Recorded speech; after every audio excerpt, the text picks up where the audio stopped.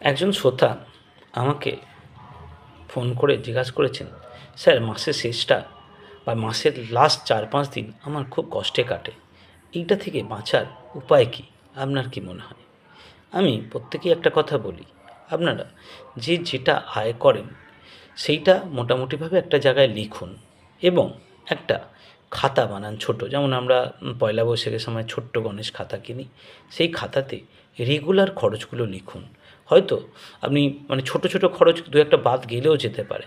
কিন্তু এইভাবে ভাবুন যে আমার পকেটে ৳৫০০ ছিল, এখন বিকেলবেলা দেখছি ৳৫০। তাহলে আজকে আমার খরচ হয়েছে ৳৪৫০।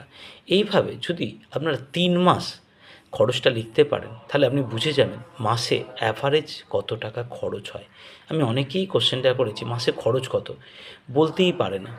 যে বুঝতে পারছি না কোথা দিয়ে টাকা বেরিয়ে যাচ্ছে। সেই জন্য নিজের খরচের হিসাবটা আপনি করুন। ৩ মাস করার ফলে কোনো মাসে বিয়েবাড়ি থাকতে পারে, কোনো মাসে অন্য কোনো খরচ থাকতে পারে, একটা অ্যাভারেজ পাওয়া যাবে।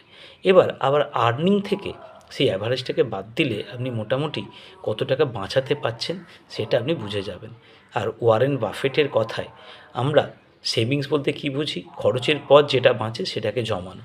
কিন্তু উনি বলছেন যে প্রথমেই জমিয়ে নাও, তারপর যেটা বাঁচবে সেটা খরচ করাকেই বলা হবে সঞ্চয়। তাই সঞ্চয়ের দিকে ফোকাস করুন আর বুঝে চলুন।